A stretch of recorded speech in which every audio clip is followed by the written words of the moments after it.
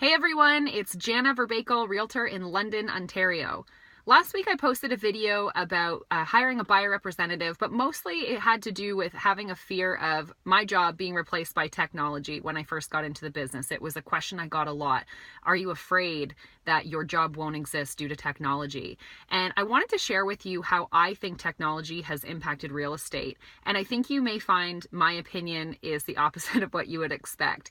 A lot of agents, I think, fought this change of technology. They felt for a long time that the properties that were available for sale should not be publicly available. And that was because I think, and I don't know because I wasn't an agent at this time, but many years ago, you could not find a house for sale unless you drove around a neighborhood, unless you maybe knew someone who was selling your property, unless you visited the brokerage and actually looked at their listings, or unless you engaged an agent who would have a big binder filled with all the new listings that day. And that was your access to information. And that has been completely turned on its head. And with that, there was this fear that, well, if buyers can search for their own homes, then there's really no place for a realtor, because now you've got a seller in the marketplace and a buyer, and they can be connected without a broker, essentially. And so in that aspect, yes, technology has absolutely changed the game, but I think it's only for the better. I think it is a really interesting process and has really taught me a lot about providing value to my clients and service to my clients that can't be replaced with technology.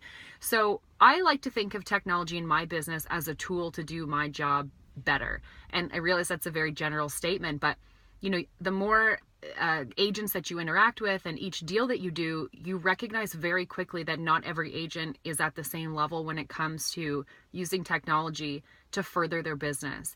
And, examples of this are offer negotiations where I have used technology to my benefit, as far as having a scanner on my cell phone that converts to high quality PDF, so you can actually read legal documents, and then having them immediately sent to my clients for signatures through electronic signature programs, which are now legal for real estate deals in Ontario. And that literally has made or broke the difference between my clients getting a house or not when we were in competition, because we were able to respond that much quicker.